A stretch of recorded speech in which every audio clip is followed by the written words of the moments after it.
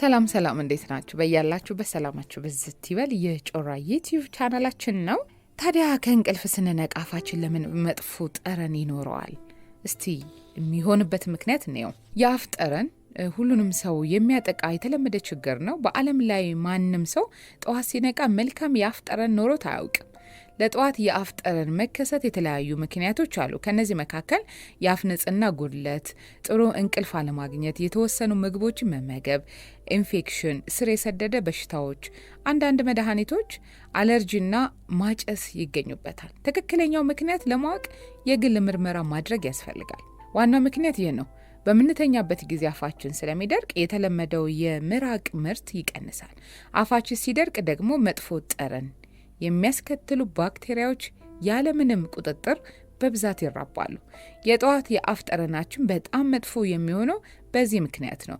በእንቅልፍ ልባችን የሚያንኮራፉ ወይም ደግሞ አፍን ከፍቶ የሚተኙ ከሆነ ከሌሎች ሰዎች በበለጠ የጠዋት የአፍ ጠረን እንደሚኖሩ ያስታውሳሉ። በሁሉም መንገድ አፍ ይበልጥ የመድረቅ እድል ከፍተኛ ሲሆን ይህም ለባክቴሪያዎች ምቹ መኖሪያ ይሆናል። የጠዋት የአፍ ጠረን አብዛኛውን ጊዜ ከስር ያለንን ሌላ በሽታ አያመላክትም። ነገር ግን በድንገት የጠረኑ መጨመር ካስተዋሉት ወይም ደግሞ ትኩሳት ከጀመሩት ሐኪምን ማማከር አለቦት። የአፍ ጠረን እንዴት መቀነስ ይቻላል የሚለው ዋናው ነገር ነው። የጠዋት የአፍ ጠረን የምራቅ መቀነስን የተወሰኑ ባክቴሪያዎች በጊዜያዊነት መብዛት የሚያስከትሉ ተፈጥሯዊ ውጤት ስለሆነ ሙሉ በሙሉ ማስወገድ ወይም መከላከል አይቻልም። ነገር ግን የጠረኑን ጥንካሬ ለመቀነስ የተሻለ ለማድረግ የሚረዱ እርምጃዎችን መውሰድ ይቻላል። የመጀመሪያው ውሃ መጠጣት ነው።